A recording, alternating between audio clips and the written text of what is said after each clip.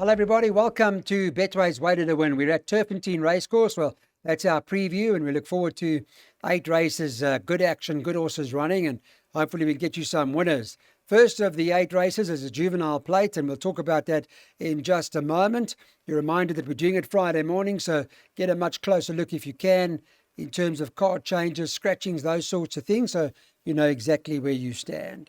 Well, the early morning markets got in the first race as favourite here, Easy Tiger for Mike de Kock, 8 to 10 favourite. Number 1, Caroline Island, second favourite, 22 to 10.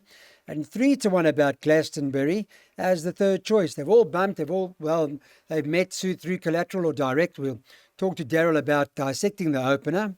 First leg of the bipod, I would imagine a bipod banker, the opener. How was the track yesterday, Clyde? Good. Nice, enjoyed it. It was very good. Okay. Good working with Johnny Gerodas there and lovely. Trying to find some winners. Yeah. And with your side, what's the story opening leg here? of the bipod, Clyde. Now, Caroline Island and Glastonbury met on debut. Yes. Nothing separating the two of them. Obviously, Caroline Island has had an extra run under her belt.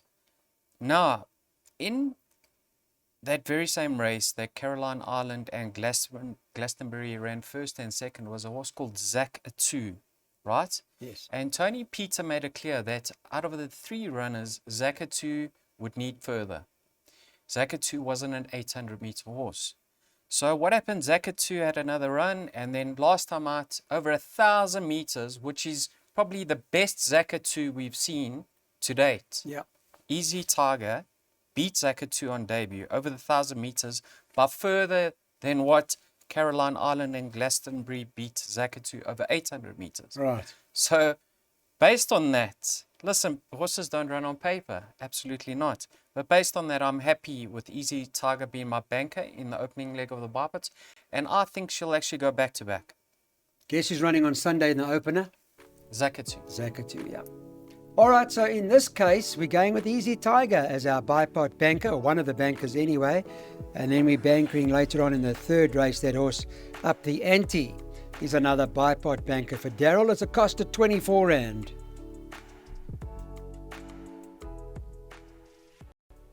So here's a plated race, and we'll run them over 1160 metres up the straight. Friday morning, we had how many? 8 of them that were going to the gate in this particular event. And the early morning market has got winds of change for the Azzy family and stable with Gavin Larena on as the even money favourite. Second choice Friday morning, number 1, Grand Crescendo at 5 to 2. And number 2, the specialist, next best in at 4 to 1. 8 to 1 about 3, Kia Car. And then you can get 14 to 1 and better about the balance. Bipods, I see you didn't bank her winds of change. You've gone a couple. Yeah, I didn't banker him. First of all, we must thank Candice Dawson for her comments in the front of the computer form, hoping for a nice first run back. Her stable's going along nicely, Clyde. Oh, many winners recently. form, Laughing Candice. William, Truth, Player, Salute the Flag, Address the Nation, who came to give us one yesterday yes. with King Shinshaw. Shame you were stiff with that, eh? Very stiff. Yeah, she's in fine form. Long may it last. Clyde, have a look at the best weighted column. Now, Grand Crescendo's half a kilogram best in. But take note, Grand Crescendo earned his rating over a mile, whereas Winds of Change has earned his rating over 1,200 meters. What I do want to say is Grand Crescendo reverts up the straight. And in the past, the son of One World has actually traveled too keenly in his races. So he's going to race fresh. I know it's on the sharp side for him, but I think he can get away with it. Now, obviously, Winds of Change is a massive runner.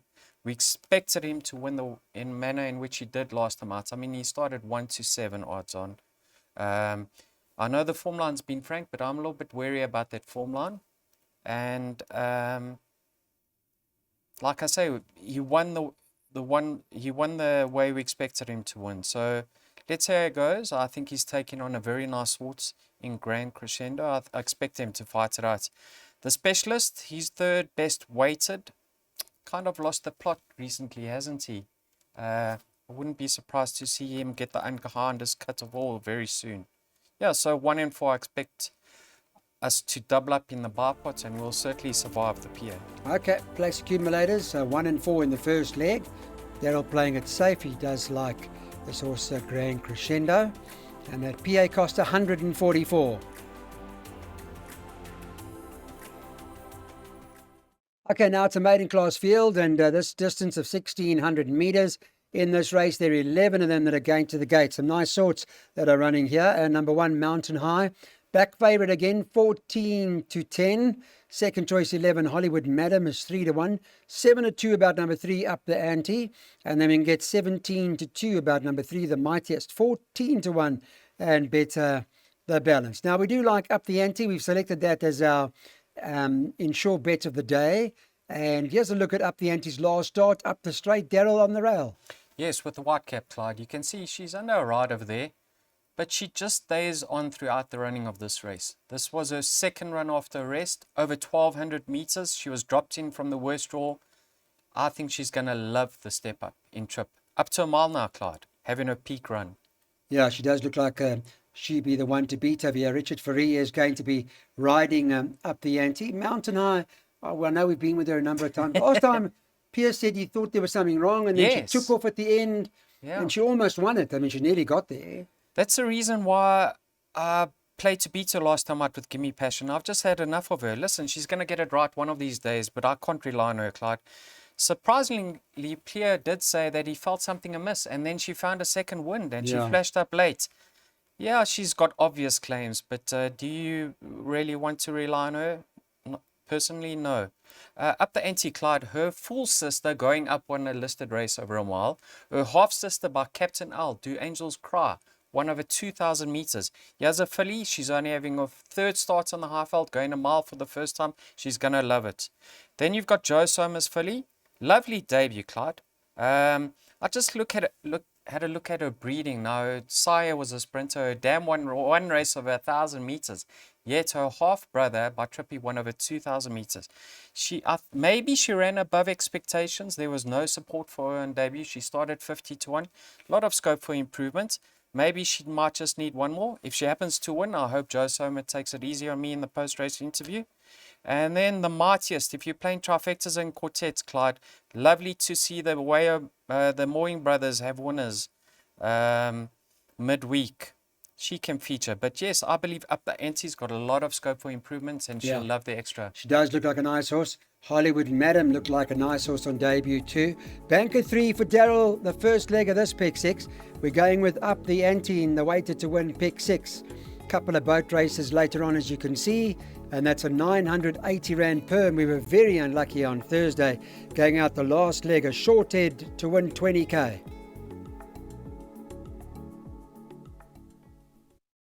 Jackpot time, everybody. Let's get some of those jackpots on. It's a maiden class field. It's run over the mile. There are 11 of them Friday morning going to the gate. And on Friday morning, the favourite, number 4, Apache Chief, is 16 to 10. 5 to 1 and Better the Balance. Let me tell you who they are. Spirita Salvaggio, who needed that last start. We heard from Billy Raters. Needed the run, 5 to 1. 3 Spy Story, 5 to 1. 13 to 2 about 2 Snow Moon. And Sovereign Crown is trading at around 17 to 2, 10 to 1 and Better About the Balance. I see Manu's got his license, trainer's license now. Yeah, Manu Pandera. Yeah, a few weeks. He's had a Nice. winner. He had that winner with Funny Player. Well done to him. So he's got his own. He's running his Yes. yard. I watched him last time out. Ryan had him in a perfect position. He was doing it a little bit keen in the early stages, so maybe the dropping trip will be favourable. He was just beaten a long way last time out. Finished alongside Hugh Tanango, who's probably got more scope for improvement. Clyde, Apache Chief. Fair enough debut. I mean, I only found one too good for him on the Highveld. The Mark de Kock's assistant was very upbeat about immediate edge's potential. Could be anything that horse. I mean, he won on debut. But he has been disappointing in the past. He's been heavily supported on occasion, this horse, and he's fluffed his lines in the past. So I don't really want to rely on him. I'll give him a strong winning chance. Of that, there's no doubt. Spy Story, beaten or behind Apache Chief last time out. But he's had another run. Very, very fit. Storgate number 1. He'll be right there at the finish. Spirito Salvaggio, number 1, interests me. Billy Raters was interviewed last time out on Track Talk, and he wasn't happy with this horse's fitness levels. He said he took it easy on him because he's a young 3-year-old. So now he's at another 3 odd weeks to get his fitness levels up. Have a look at his best effort today, Clyde.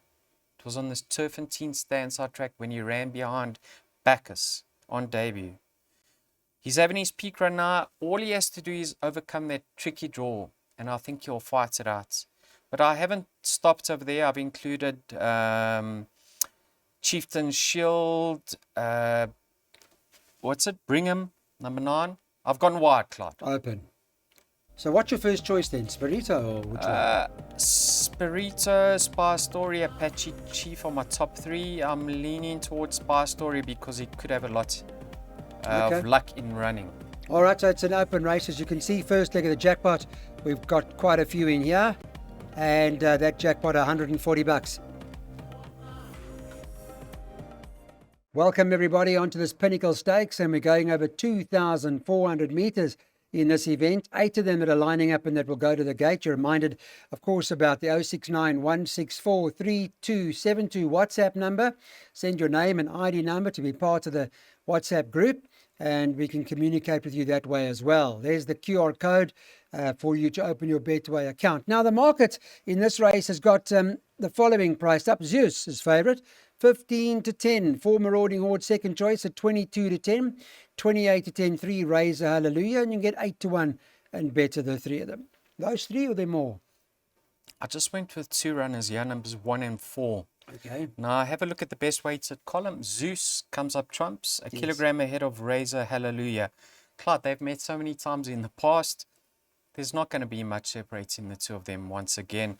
Based on their latest encounter behind Poet's Warrior, you have to believe Zeus is the right one. I thought that was an outstanding effort when running third behind Poet's Warrior, because he gave Poet's Warrior 10 kilograms, Clyde. Yeah. Poet's Warrior is a very, very nice stayer. And then last time out in the Betway Summer Cup, a nice effort. Gavin Lorena reunites with him. We know they team up well together. And you can see Fabian's got some pacemakers in here, because he can take a tug this horse. So with the pace being genuine, I think he'll be settled nicely and he'll be giving a good account of himself.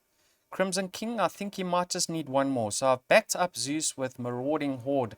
Now this isn't a horse you want to rely on, but I liked his effort last time out. And you know, Mark the Cock's firing at the moment. He has a horse extremely fit with 52 to shoulder, Clyde. He's getting as much as 8 kilograms from Zeus. Now, he has been this distance in the past, but what I like about this horse, I think he needs a very soft handling.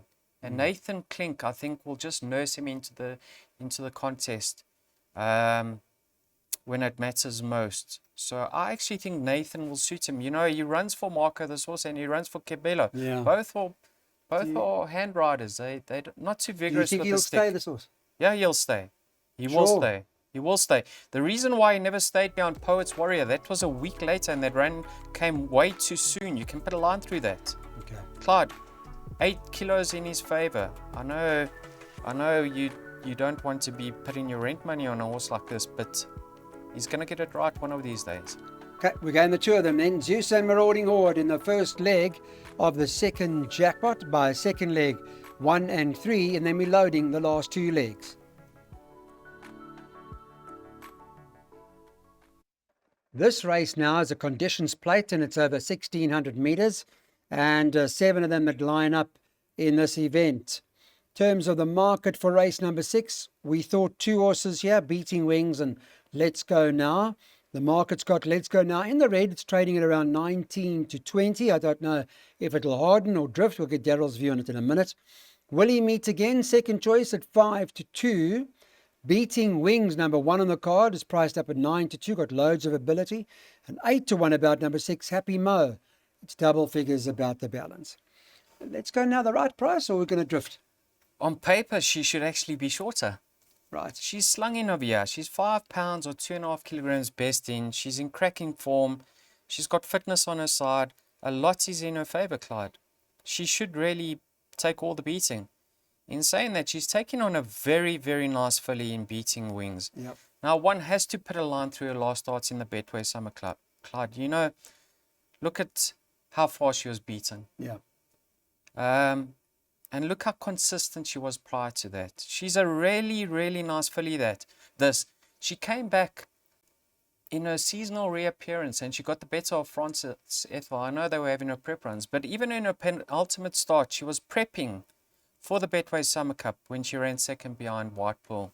So on ratings, yes, she's 5 pounds or 2.5 kilograms out with Let's Go Now, but I wouldn't be writing her off. I actually make her Let's Go Now's biggest danger. Okay. Barring that, I mean, key elements is third best in.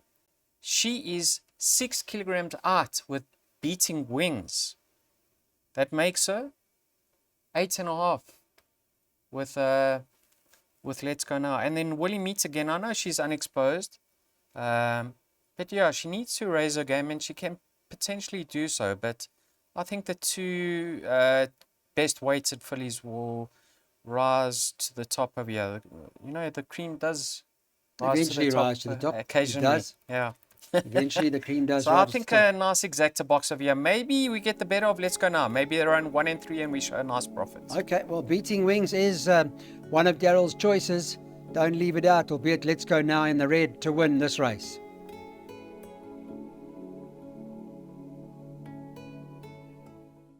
So this is a middle stakes and we're going over 1,400 metres. Scratch number 3 not running. Leave you with 8 horses going to the gate for the final event. The penultimate event at Turffontein Racecourse. 069164 3272. That's the number in which you want to get in touch with. Let's have a look at the latest in terms of the markets on Friday morning. This horse Francine tops the boards for the Aussie stable. Gavin's riding at 18-10 favourite. 4 Potberry, second choice. Muzi and St. John team up again, 3-1 second choice. 6 Miss Hannigan for Fabian Habib. Rachel Venica's here, priced up 7-2. And then the Aussie stables also got Lead the Charge in the race, who's at 4-1. The De Kock Yard, See an Enemy, priced up at 10s, and you can get 12s and better about the balance. Okay, what are we going to do penultimate of the day, Daryl? I've suggested a betcha just strictly because of the price. Yes. Not because of my confidence levels. I think it's a very competitive race, but maybe you can sneak into third position. And that's number 7, Max the Magician, Clark. He's currently 25-1. I think he's overpriced.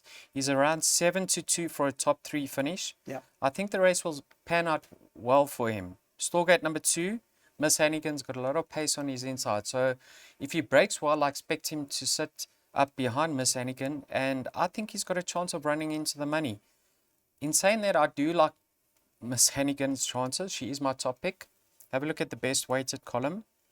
She is currently best weighted. And she's got Rachel, Stallgate number 1, the 1.5 kilograms off her back to 1,400. You know, last time I thought that was a very commendable effort on her behalf. She had a big mass to shoulder. She only got tired very late. I think this time round, the race will work out better for her. So I am leaning towards number 6, Miss Hannigan, as a likely winner.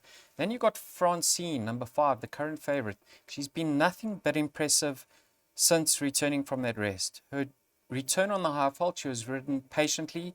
Thereafter, she's really found her form. And last time out, you know, many people say it's the kiss of death when they break through the pens. Yeah. That happened to her, and she won convincingly. So she's now in a good space. She just needs a little bit of luck from that tricky draw. The race doesn't stop there. Potberry's in cracking form. Lead the Charge will need a nice patient ride to see out the stand side 1,400.